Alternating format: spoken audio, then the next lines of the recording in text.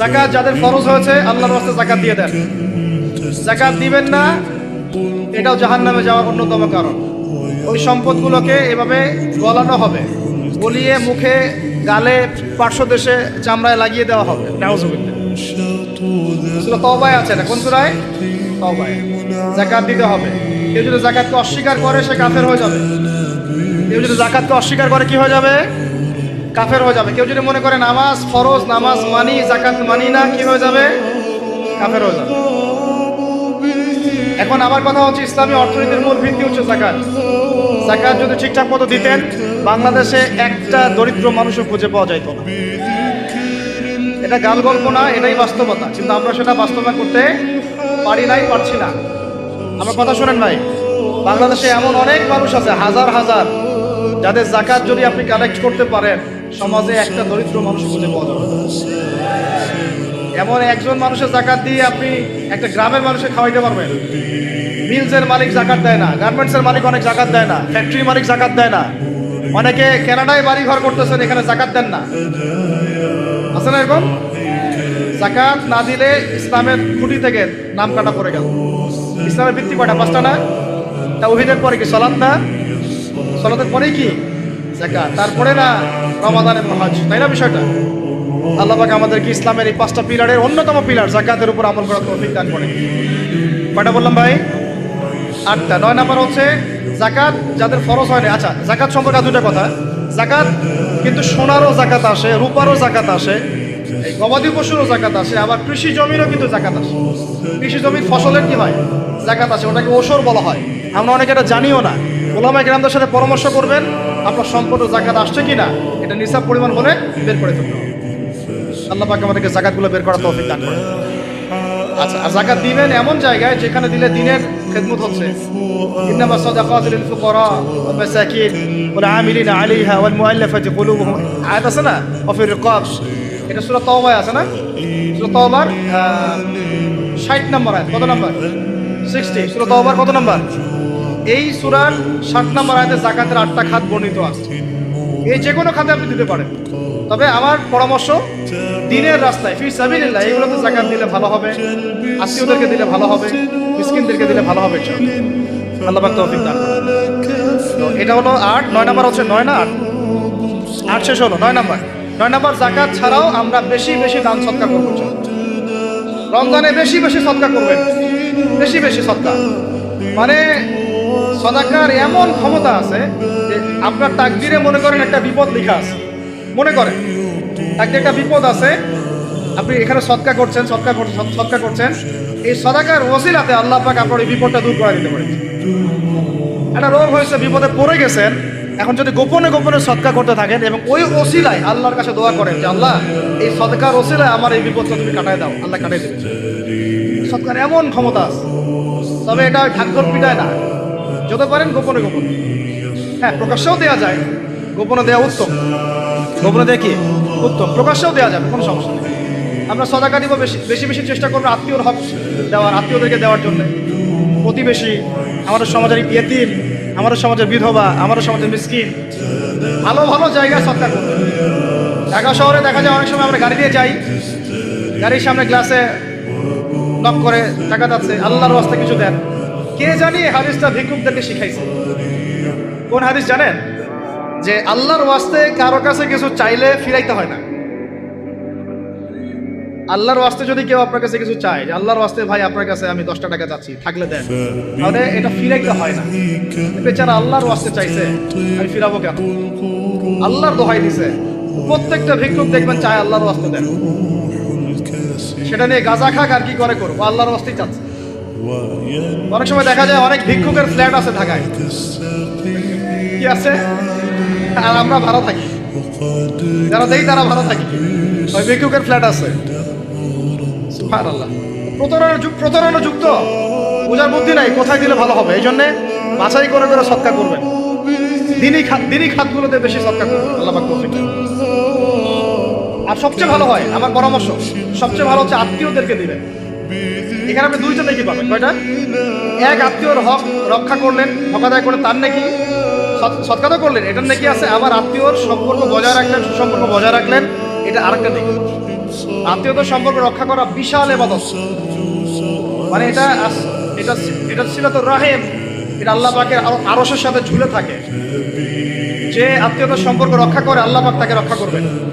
আত্মীয়তার সম্পর্ক যে নষ্ট করে দেয় আল্লাহ পাক এই কেটে ফেলবেন। আত্মীয়তার সম্পর্ক নষ্ট করতে হয় না। আত্মীয়তার সম্পর্ক নষ্টকারী জান্নাতে যায় না। এটা না হাদিসটা উস্তাদ, লা ইয়াদখুলুল জান্নাতা কাতিউর রহিম, মানে আত্মীয়তার সম্পর্ক, রক্তের সম্পর্ক যারা কাতি মানে কেটে ফেলে তারা জান্নাতে যাবে। তো প্রিয় ভাইরা, আমরা আত্মীয়তার সম্পর্ক রক্ষা করবো ইনশাআল্লাহ। আর আত্মীয়দের মধ্যে সবাই একরকম হয় না, এক এক মানুষ এক এক বুঝে। কেউ হয়তো আলট্রা মডার্ন, কেউ এক্সট্রা অর্ডিনারি মডার্ন, ঠিক আছে, কেউ দিনের ধার কাছেও নাই, কেউ নাস্তিক, এরকম আছে তো নাকি? আপনি সৌজন্যমূলক সম্পর্ক বজায় রাখেন।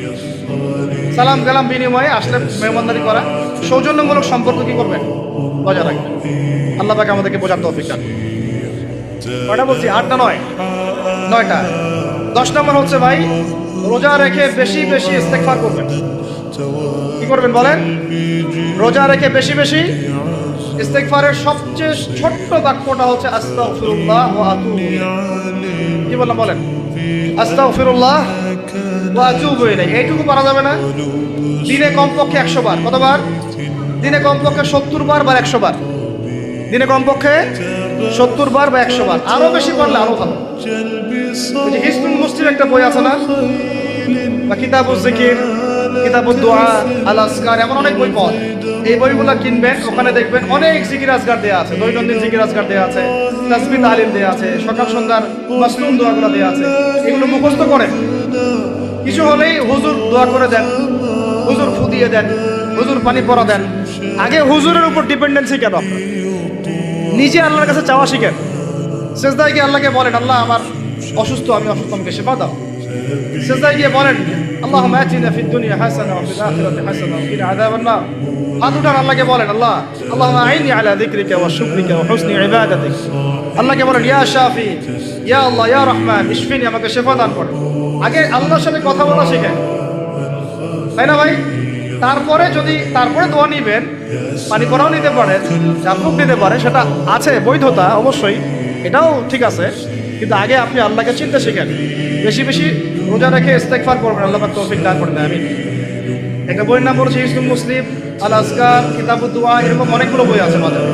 এগুলো কিনে বাসায় মুখস্থ করার চেষ্টা করেন। আল্লাহ পাক তৌফিকের আয়াত করেন, বলি আমিন। কটা বললাম?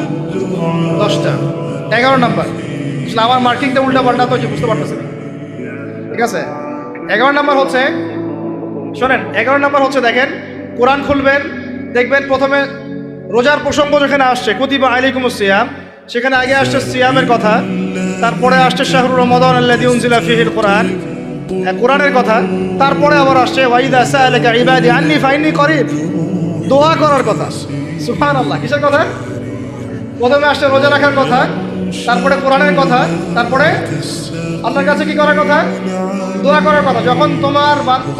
যখন আমার বান্দারা তোমাকে জিজ্ঞাসা করে, যে আমার সম্পর্কে জিজ্ঞাসা করে, ওয়াইদা সাআলাকা ইবাদি আন্নী, বলো ফাইন্নী করিব, আমি কাছেই আছি, উজিবু দাওয়াতাদ দাঈ ইযা দাআন, দোয়াকারী যখন দোয়া করে আমি তার দোয়া শ্রবণ করি।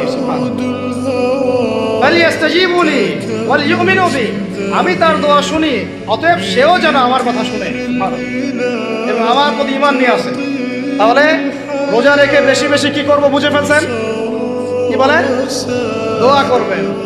কোরআনের পরে কিসের কথা আসছে? রোজাদারের দোয়া ফেরত দেওয়া হয় না। দোয়া কবুল হওয়ার অন্যতম একটা অস্ত্র হচ্ছে রোজা রেখে দোয়া করা।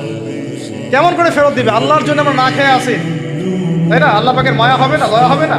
আমার বান্দা না খেয়ে আছে, আমার বান্দা পানি ত্যাগ করছে, আমার বান্দা স্ত্রী সহবাস ত্যাগ করছে, হালালগুলো ছেড়ে দিয়েছে আমার জন্যে, তা আমি কেন তার দোয়া? অবশ্যই আল্লাহ পাক উপযুক্ত মনে করলে দোয়া কবুল করবেনই করবেন ইনশাআল্লাহ। দোয়া করার পদ্ধতি জানতে হবে। আরাম খাওয়া যাবে না, শিরিক করা যাবে না, বেদাত করবো না ইনশাআল্লাহ। দোয়া করার আগে আল্লাহর প্রশংসা করব, নবী সাল্লাল্লাহু আলাইহি ওয়াসাল্লামের প্রতি দরুদ করব, ঠিক আছে? দোয়া কবুলের সময়গুলো বেছে বেছে দোয়া করব, ইনশাআল্লাহ দোয়া করব। আল্লাহ পাক আমাদেরকে রোজা রাখা অবস্থায় বেশি বেশি দোয়া করার তৌফিক দান করুন। কটা হচ্ছে? 11। 12 নম্বর হচ্ছে রমজান মাসে তারাবির নামাজ জামাতে পড়ব। কি বললাম বলেন? রমজান মাসে সালাতুত তারাবি জামাতে পড়বো। এখন আমি আরো 3টা কথা বাড়াই দিচ্ছি, কেউ হজম করতে পারলে করেন, যদি না করতে পারেন বদহজম হয়ে যায়, কিছু করার নাই। বদহজম যদি হয়ে যায় পরে আমাদের সাথে মাদ্রাসায় এসে বসেন, কিতাবপত্র খুলে দেখাবো, কথা হবে ইনশাআল্লাহ। ঠিক আছে, অনলাইন গরম করার দরকার নাই। রমজান মাসে আমরা তারাবির নামাজ পড়বো ইনশাআল্লাহ জামাতে। কোথায়? জামাতে ইনশাআল্লাহ। 1 2 নাম্বার, তারাবির নামাজ পড়বো 20 রাকাত। কত রাকাত? 20 রাকাত। আর যদি বলেন যে আমি ভাই কম পড়ি, পড়েন আপনি বাসায়, কোনো সমস্যা নাই, আপনি আপনার মতো করে বাসায় পড়েন, কোনো সমস্যা নাই। যদি ওমর রাদিয়াল্লাহু আনহু এর উপর আমল করে থাকেন, আমার আমল করতে কোনো সমস্যা নাই।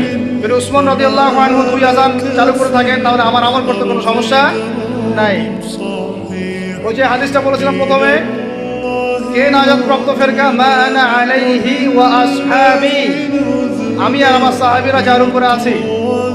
আরেকটা হাদিস কি, আলাইকুম বিসুন্নতি ওয়া সুন্নতি খুলাফায়ে রাশিদিন মাহদিয়িন মিন বা'দি, তোমাদের উপর অবধারিত হচ্ছে, ওয়াজিব হচ্ছে আমার সুন্নতকে আঁকড়ে ধরা এবং আমার সাহাবীদের সুন্নতকে কি আঁকড়ে ধরা। কার কার সুন্নত? আমার সুন্নতকে আঁকড়ে ধরো এবং আমার সাহাবীদের সুন্নতকে আঁকড়ে ধরো, খুলাফায়ে রাশিদার সুন্নতকে আঁকড়ে ধরো, যারা মাহদিয়িন হেদায়েত প্রাপ্ত মিন বা'দি, আমার পরে। সাহাবায়ে কেরাম যদি কিছু চালু করেন, আমল করতে কোনো দোষ নাই, বরং এটাই হচ্ছে সুন্নতের আরো শ্রেষ্ঠ অনুসরণ। কারণ আমি তো ওমরের চেয়ে বড় পরহেজগার হইতে পারবো না, পারবেন? তাহলে আমি তো উসমানের চেয়ে দিন বেশি বুঝি না। তিনি যদি 2 আযান চালু করতে পারেন, তাহলে আমি তাকে বেদাতি বলতে পারি না, নাউযুবিল্লাহ। যদি আমি তাকে এভাবে শব্দ প্রয়োগ করা হয়েছে বাংলাদেশে, উসমান রাদিয়াল্লাহু আনহু যদি 2 আযান চালু করে থাকে, ওটা বেদাত হয়ে গেছে, নাউযুবিল্লাহ, বলে নাউযুবিল্লাহ। সাহাবীরা কিছু চালু করলে যদি বেদাত হয়, তাহলে সুন্নত হবে কি? তাহলে সুন্নত কোনটা হবে? তাহলে এই ব্যক্তি এরকম কথা যদি কেউ বলে থাকে, তাহলে তার উচিত হবে এখনই রুজু করে ফিরে আসা, অহংকার না করা, হঠকারিতা না করা, এখনই ইস্তেগফার করে তওবা করে ফিরে আসা, আল্লাহ মাফ করে দিবেন ইনশাআল্লাহ। আর এর উপর হঠকারিতা থাকে না, ওসমান রাদিয়াল্লাহু আনহু যদি 2 আযান চালু করে থাকে, তিনি ভুল করেছেন, তিনি বেদাত করেছেন, নাউযুবিল্লাহ। বিশ্বাস করেন, সাহাবীদেরকে এভাবে কটাক্ষ করলে, আন্ডারএস্টিমেট করলে, এভাবে কথাবার্তা বলে, শানের খেলাফ কথা বললে ঈমানও চলে যেতে পারে। আমরা নবীকে মানবো সাহাবীদের মানদণ্ডে, সাহাবীদের বুঝের উপর আমাদের বুঝ না, বুঝাতে পারতেছি। নবীকে মানবো, অবশ্যই মানবো। কার মাধ্যমে? কাদের মধ্য দিয়ে? সাহাবাদের তরিকার মধ্য দিয়ে। সাহাবাদের তরিকা আমি কি ধাবাস করে পাবো? তাবেঈ লাগবে, তাবেঈ লাগবে। এই সিলসিলা মেইনটেইন করে আমাকে মানতে হবে। কোরআন এবং হাদিস তো সবার ভাষায় আছে। আপনাকে যদি আমি এখন বলি ক্রিপ্টোকারেন্সি হালাল না হারাম, আপনি কি বের করে দিতে পারবেন এখন আমাকে? পারলেও আপনার আরো 15-20 বছর পড়াশোনা করতে হবে। তারপরে যারা এগুলো নিয়ে গবেষণা করে, তাদের কাছে আসতে হবে, জিজ্ঞাসা করতে হবে, বলতে হবে, তারা ফতোয়া দিলে মানতে হবে। ফাসআলু আহলা যিকরি ইন কুনতুম লা তা'লামুন, তোমরা আহলে যিকিরদেরকে জিজ্ঞাসা করো, আহলুল ইলমদেরকে জিজ্ঞাসা করো যে বিষয় তোমরা জানো না। তাহলে আমাদের সমাজে এরকম অনেক ফিতনা চলতেছে, অনলাইনে এই ফিতনাগুলো অনেক বেশি। আর ইয়াং ছেলেপেলেরা এখন দিন শেখে অনলাইন থেকে, এরা দিন মাদ্রাসায় এসে শিখতেছেন। স্পেশালি যারা জেনারেল লাইন থেকে আসছেন, তাদের সমস্যা আরো বেশি, তারা অনেকে বিভ্রান্ত হয়ে যাচ্ছেন। আমি রিকোয়েস্ট করবো, কথা অন্যদিকে নিয়ে না, আমি আপনার দুশ্মন না, আমি আপনার বন্ধু, শুভাকাঙ্ক্ষী। আপনাদেরকে ওলামায়ে কেরামদের সোহবতে আয়েশা দিন শিখতে হবে। অ্যাপস থেকে দিন শিখবেন, অ্যাপস থেকে একবারে হাদিসের রেফারেন্স পাইছি, বাস কাম সারা। জি না, ওই হাদিস তাহকিক করার ব্যাপার আছে, উসুলের ব্যাপার আছে, আসমাউল রিজালের ব্যাপার আছে, তালিলের ব্যাপার আছে, অনেক বিষয় আছে। একটা মাসালা ইস্তেমবাদ করতে হলে অনেকগুলো বিষয় একসাথে লাগে। আর অনলাইনে শায়েখ হওয়ার জন্য কিছু লাগে না, খালি পড়র করতে পারলেই হয়। অনলাইনে যে কোরআন তেলাওয়াতও করতে পারে না, সেও শায়েখ হয়ে বসে আছে। শুধু শায়েখ না তো, মহাপণ্ডিত, সে পুরা ওলামায়ে দেওবন্দের সাথে একাই বাহাস করতে পারবে। এটা বলছে যে আরে ওলামায়ে দেওবন্দ আর কি, সবগুলোকে ডাকো, সব ওলামায়ে দেওবন্দ এক পাশে বসবে, সে আরেক পাশে বসবে, ও বলে একাই যথেষ্ট। এটা মানসিক রোগী, এগুলো কি মানসিক রোগী। মানসিক বিকারগ্রস্ততার থেকে দিন শেখার চাইতে আপনার দিন মাদ্রাসায় গিয়ে শেখা অনেক ভালো। মানসিক বিকারগ্রস্তদের থেকে দিন শেখা বাদ দিয়ে মাদ্রাসায় গিয়ে ওলামায়ে কেরামের সাথে পরামর্শ করে দিন শেখা। ইয়াংদেরকে আমি বারবার এটা নসিহত করছি, ইয়াংরা অনেকে পিছলায় চলে যান, অনেকে ভাই ওলামায়ে কেরামের সোহবতে থাকেন, ইনশাআল্লাহ আপনি সেফ অ্যান্ড সাউন্ড থাকবেন। তাদের মধ্যে যদি ইখতিলাফ যদি হয় কোনো মাসালায় এবং একাধিক মাসালাও যদি প্রমাণিত হয়, দুইজন ভাই দুইটার উপর আমল করেন, কোনো সমস্যা নেই। বনু কুরাইজায় গিয়ে একদল আসল করেছেন রাদিয়াল্লাহু আনহুম আজমাইন, সাহাবীদের মধ্যে, আর একদল আসল করে গিয়েছেন। নবীজিকে বলেছেন দুজনের মধ্যে অমুক ঠিক আর অমুক বেঠিক, দুজনকে বলেছেন তোমরা দুইজনে ঠিকের উপর আসো। এরকম বুঝগত পার্থক্য থাকতে পারে, ইখতিলাফি মাসালা থাকতে পারে, ওইগুলোকে নিয়ে এভাবে সমাজকে বিচ্ছিন্ন করবেন, বিভক্ত করবেন। এখানে প্রমাণিত একটা চিরায়ত একটা আমল সলফে সালের যুগ থেকে চলে আসছে, আমরা তারাবি জামাতে পড়বো ইনশাআল্লাহ। সর্বোচ্চ সংখ্যায় পড়বো ইনশাআল্লাহ। আমরা 20 রাকাত পড়বো ইনশাআল্লাহ। আপনি যদি 8 রাকাত বা 12 রাকাত 14 রাকাত 15 রাকাত পড়তে চান পড়েন, কোনো সমস্যা নেই। আপনার সাথে আমি যুদ্ধ করতে যাবো না, এটা তো ফরজ না। ফরজ কি? যুদ্ধ করার দরকার নেই, পড়তেছে পড়ুন, সমস্যা নেই। আমরা 20 রাকাত পড়বো ইনশাআল্লাহ, সমস্যা আছে কোনো? কেউ যদি 20 রাকাতকে বেদাত বলে তখন সমস্যা হবে।